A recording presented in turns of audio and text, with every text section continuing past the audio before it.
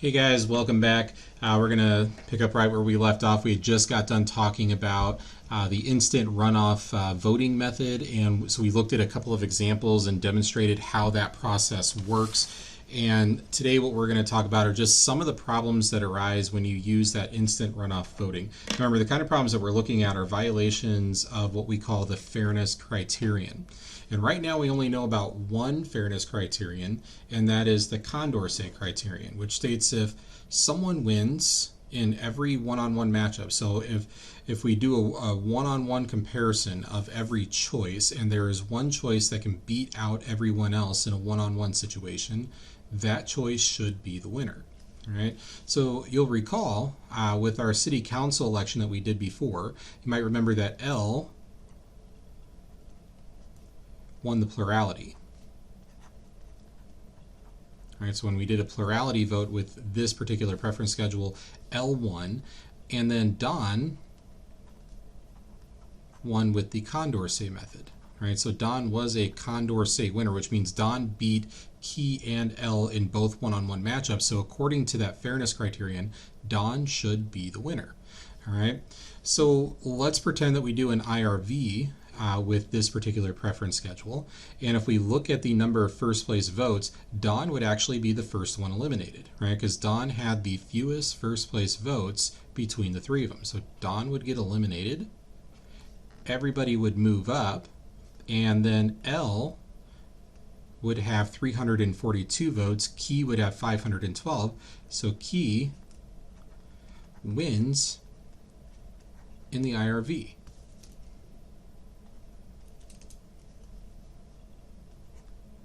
Okay, so three different voting methods, three different winners. All right, so that's one of the first problems that we see with the IRV is that it has the potential to violate that Condorcet fairness criterion. Because Don was a Condorcet candidate, according to that fairness criterion, he should win the election. But if we go with IRV, Key would win, and that violates that Condorcet criterion. Okay, so that's one of the first issues. Now, we're going to come down here, we're going to look at another example, and this setup that we're going to go through here is going to introduce our second fairness criterion. Okay, so let's consider our voting system below. We have an election going on with three people named Adams, Brown, and Carter. All right, so we're going to call them A, B, and C, and we're going to run an IRV real quick with the way that this preference schedule is. Okay, so we have A, B, and C. If I go through and I add up votes, A is going to have 37, or Adams is going to have 37 votes. Brown is going to have 34 votes, and Carter gets 29. So Carter gets eliminated first using that IRV method. And then we go to round two, and we compare how many votes A and B has now. Now remember, Carter gets eliminated, but Adams is going to get those 29 votes that Carter had because Adams was higher up in that column. So we would take those 29, add it to those 37, and in round two, Adams would get 66 votes, and Brown would still have 34, which means Adams wins. Okay, so with the way the election is now, Adams wins in an IRV. Now, here's where things get a little bit complicated.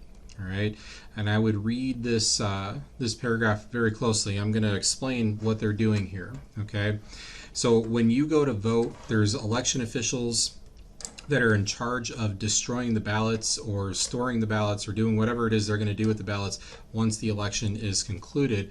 But before the results become official, all of the ballots have to be certified by another election official.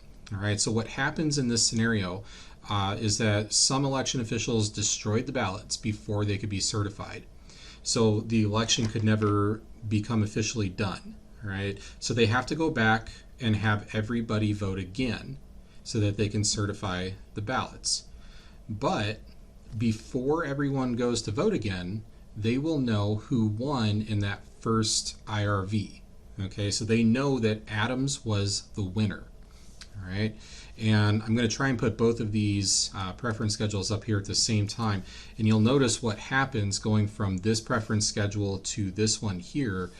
10 of the voters from this particular column decided to change their vote in favor of Adams. So once they heard that Adams was the winner, they wanted to jump on that bandwagon and give more support to Adams. Right? Now Adams was already the winner, so he's getting 10 more votes from this column. He should be the winner after they redo the IRV. Let's see what happens. Okay, so we're going to come down here, and again we have A, B, and C.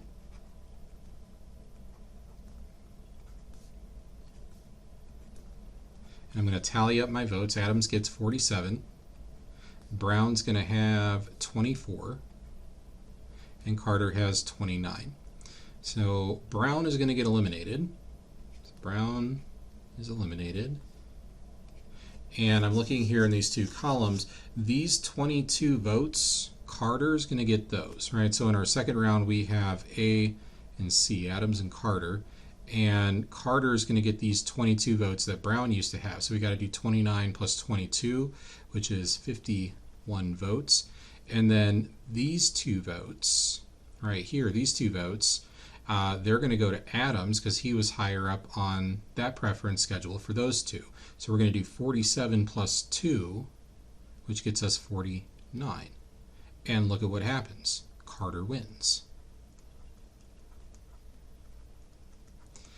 And that should not have happened, because all that changed between the first time they voted and the second time they voted was that 10 more people decided to vote for Adams. So these people changed their votes in favor of the candidate that had already won, but by changing their votes to the winner in the first IRV, they caused Adams to lose. All right? That doesn't seem right, and that's a fairness criterion that we talk about called the monotonicity criterion. And I know it's a really weird word, but it's right here, and it's the situation where if voters change their votes to increase the preference for a particular candidate, it should not harm that candidate's chances of winning. And as we saw in that IRV situation, that's exactly what happened. All right, so this is one of the problems with IRV that could arise, albeit very, very rare. It's very rare that a runoff election is not going to get certified and they have to do it again like this. And it's also very rare that you ever have the chance to change your vote or increase your preference in the middle of an election. But still, it's one of those fairness criterion that they look out for. So when they're designing a voting system or they're trying to figure out how they're going to conduct an election, the monotonicity criterion is something that is considered and avoided if possible. Okay, so this is our new fairness criterion, monotonicity.